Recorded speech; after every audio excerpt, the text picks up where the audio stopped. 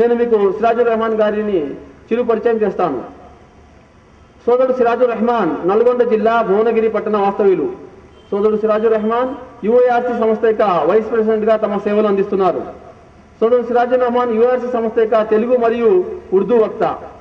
సిరాజుర్ రెహమాన్ గారు ఆధ్యాత్మికతలో ఆసక్తి మేరకు గత 6 సంవత్సరాలుగా ఆధ్యాత్మిక గ్రంథాలు అయిన వేదాలు, ఉపనిషత్తులు, పురాణాలు, భగవద్గీత, క్రైస్తవ మత గ్రంథమైన బైబిల్ మరియు అంతిమ దైవ గ్రంథమైన దివ్య ఖురాన్ మరియు చిట్ట చివరి దైవ ప్రవక్త ముహమ్మద్ సల్లల్లాహు అలైహి వసల్లం బోధనలను తులనాత్మక అధ్యయనం చేస్తూ వస్తున్నారు. యుఐఆర్సీ నిర్వహించిన దాదాపు 100కి పైగా కార్యక్రమంలో సోదరుడు సిరాజుర్ రెహమాన్ అనేక అంశాలపై ప్రసంగించి ఉన్నారు. ఉదాహరణ వాటిలో ముఖ్యమైనవి కొన్ని తెలియజేస్తాను. యుఐఆర్సీ అంబర్పేట కార్యక్రమంలో హిమాయత్ నగర్ ఎమ్మెల్యే కిషన్ రెడ్డి గారి సమక్షంలో ఇస్లాం పరిచయం అనే అంశంపై ప్రసంగించారు. ప్రకాశం జిల్లా పూనూరు ఆర్ఎస్ఎస్ మరియు విహెచ్పి నాయకుల సమక్షంలో వాస్తవ దైవ భావన, ధార్మిక గ్రంథాల వెలుగులు అనే అంశంపై కూడా ప్రసంగించి ఉన్నారు. కరీంనగర్ జిల్లా మహదేవ్పూర్లో మనమంతా ఒకటే, మనందరి దేవుడు ఒక్కడే అనే అంశంపై కూడా ప్రసంగించారు. సికింద్రాబాద్ బోయినపల్లి గ్రౌండ్స్ లో ఖైరతాబాద్ ఎమ్మెల్యే విష్ణువర్ధన్ రెడ్డి గారి సమక్షంలో శాంతి సంస్థాపన ఎలా సాధ్యం అనే అంశంపై ప్రసంగించారు. రంగారెడ్డి జిల్లా తాండూరులో హిందుత్వము, క్రైస్తవ్యం మరియు ఇస్లాంలలో దైవ భావన అనే అంశంపై ప్రసంగించి ఉన్నారు. మహబూబ్ నగర్ జిల్లా పరిగి మండలంలో పరిగి నియోజకవర్గ ఎమ్మెల్యే గారైన హరీశ్వర్ రెడ్డి గారి సమక్షంలో సామాజిక రుగ్మతలు, ధార్మిక గ్రంథాల పరిష్కారం అనే అంశంపై కూడా ప్రసంగించారు. మెదక్ జిల్లా కోహీర్లో ఖురాన్, బైబిల్ మరియు గీత వెలుగులో మరణానంతర జీవితం అనే అంశంపై కూడా గొప్ప ప్రసంగం చేసి ఉన్నారు. ఆంధ్రప్రదేశ్లో గొప్ప ప్రాచుర్యం పొందినటువంటి శ్రీ చైతన్య మరియు నారాయణ కళాశాలలో పలుసార్లు ధార్మిక గ్రంథాలు వెలుగులో ప్రసంగాలు చేసి ఉన్నారు. దీని సీడీ కూడా మీకు స్టాల్లో లభిస్తుంది. హైదరాబాద్ లో చర్లపల్లి జైల్లోని ఓపెన్ ఎయిర్ జైల్ నందు ఎస్పీ ఇమాన్యుయల్ గారి సమక్షంలో కూడా ఇస్లాం మరియు నైతిక విలువలు అనే అంశంపై ప్రసంగించి ఉన్నారు.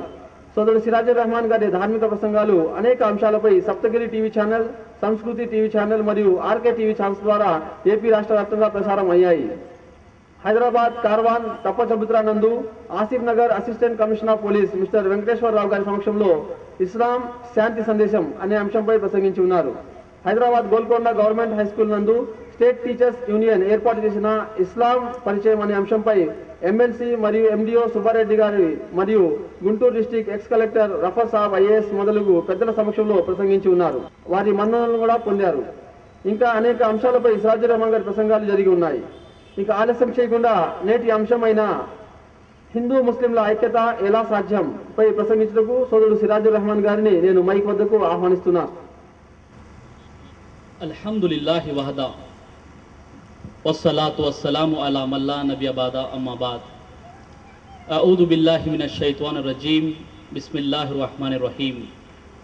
ఖుల్ యా అహ్లల్ కితాబ్ తఆలూ ఇలా కలిమతిన్ సవాయిం బైననా వ బైనకుం అల్లా నఅబుద ఇల్లల్లాహ్ వలా నుష్రిక బిహి షైఅన్ వలా యత్తఖిద బఅదునా బఅదన్ అర్బాబా మిన్ దునిల్లాహ్ ఫఇన్ తవల్లూ ఫఖూలు అష్హదు బిఅన్నా ముస్లిమూన్.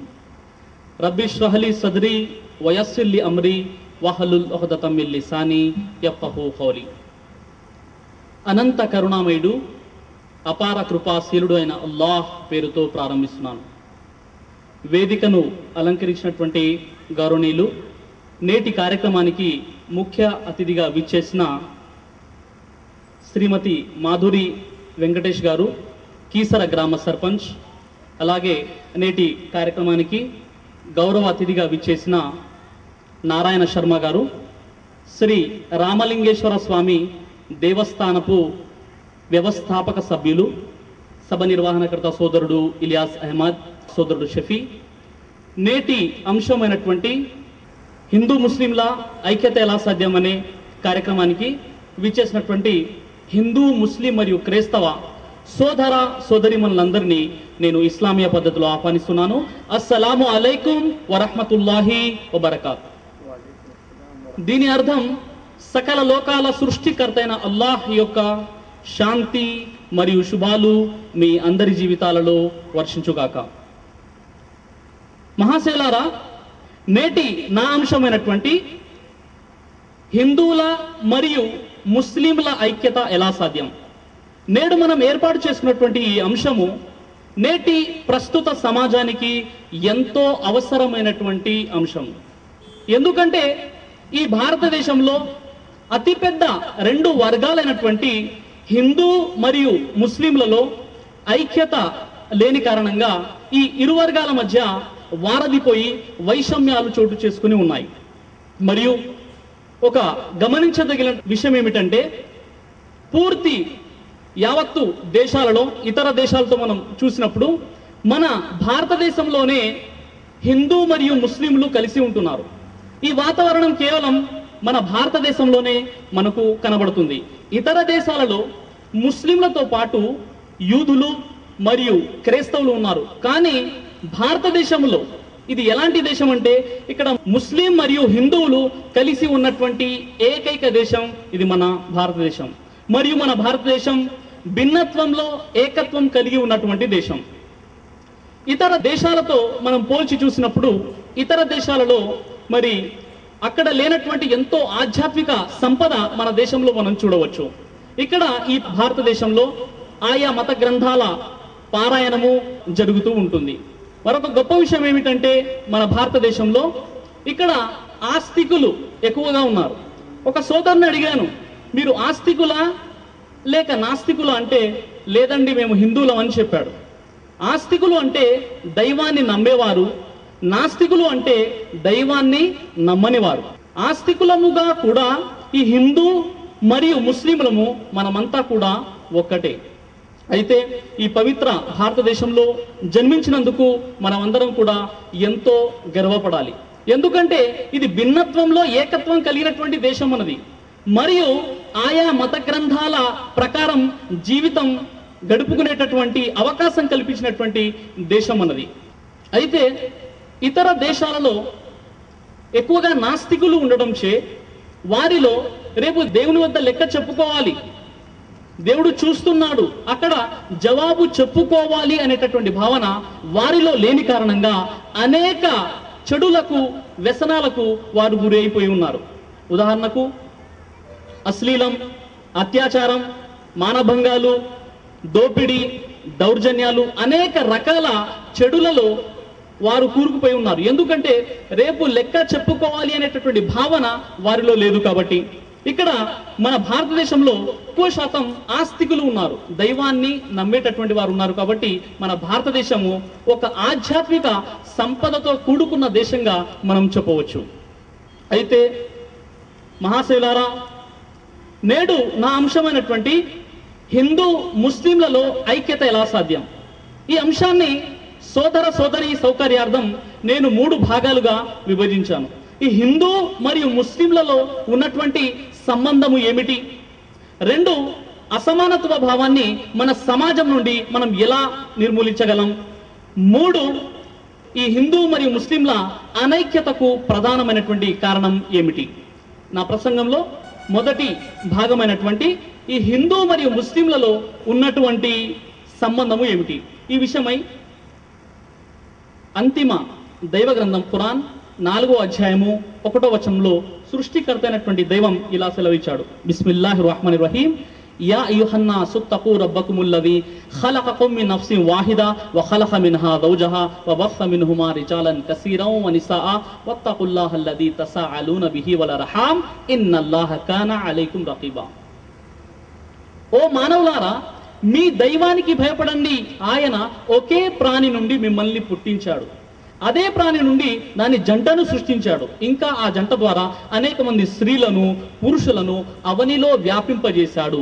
ఏ దేవుని పేరు చెప్పుకుని పరస్పరం మీరు మీ హక్కుల్ని చెల్లించుకుంటారో ఆ దైవానికి భయపడండి. ఇక్కడ ఖురాన్ ఓ మానవులారా అని సంబోధిస్తుంది. ఏంటి, హిందూ సోదరులు మానవులు కదా, వారు కూడా మానవులే. కాబట్టి ఈ వాక్యం అందరికీ వర్తిస్తుంది. ఓ మానవులారా, మీ దైవానికి భయపడండి.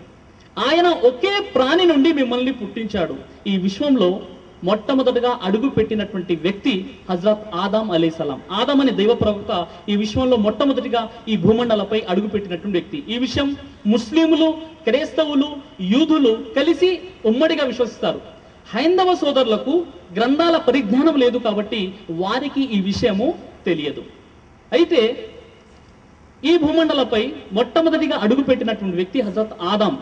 ఆదాం యొక్క వెన్నెముక నుండి హవ్వ అనేటటువంటి ఒక స్త్రీని దైవం సృష్టించాడు.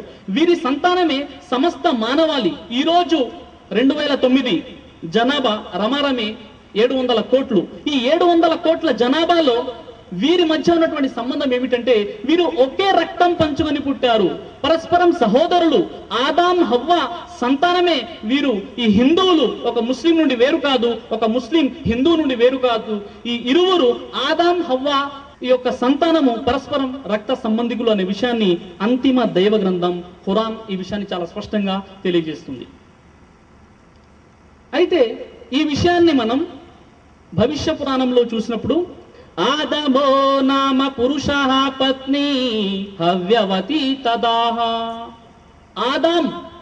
ఆదాము పేరు గల వ్యక్తి, అతని భార్య పేరు హవ్వ అయి ఉంటుంది అనేసి ఆదాం మరియు హవ్వ యొక్క ప్రస్తావన భవిష్య పురాణంలో మనకు కనబడుతుంది. అలాగే బృహదారణ్యక ఉపనిషత్ 3వ మండలం 4వ సూక్తం 3వ మంత్రంలో యజ్ఞవల్క ఋషి ఇలా చెప్పి ఉన్నాడు, ఆ దేవుడు మొదటగా ఒక మానవుణ్ణి సృజించెను, అతడు ఒంటరిగా ఉండుట తృప్తి పొందలేదు, రెండవ దానిని కోరెను. అప్పుడు ఆ దైవము పురుషుని అందుండి అర్ధభాగముచే స్త్రీని పరిపూర్ణము చేసెను, అలాగున వారిరువురికి సంతానము కలిగెను అనే విషయము ఇక్కడ బృహదారణ్యక ఉపనిషత్ ఈ విషయాన్ని తెలియజేస్తుంది. కాబట్టి ఈ విశ్వంలో మొట్టమొదటిగా ఒక మానవుడు ఉండేవాడు, ఆ మానవుడు నుండి ఒక స్త్రీని సృజించడం జరిగింది. వీరిద్దరి సంతానం సమస్త మానవాళి. ఒక హిందూ ఒక ముస్లిం నుండి వేరు కాదు, ఒక ముస్లిం ఒక హిందువు నుండి వేరు కాదు, పరస్పరం రక్త సంబంధికులు అనే విషయాన్ని మన ధార్మిక గ్రంథాలు తెలియజేస్తున్నాయి. ఈ భావన ఎప్పుడైతే సమాజంలో కలుగుతుందో అప్పుడు మనలో అనైక్యత దూరమవుతుంది, ఈ హిందూ ముస్లింలలో ఐక్యత సాధ్యమవుతుంది. అయితే ఈ విషయమై శాస్త్రీయ పరంగా మనం చూసినప్పుడు sir Steve Olson mapping human history అనేటటువంటి పుస్తకంలో ఒక గొప్ప శాస్త్రవేత్త ఏమని తెలియజేశాడంటే, మన భాషలు రంగులు వేరైనా మన పూర్వీకులు మాత్రం ఒక్కరే. చైనాలోని యాంగ్జీ నది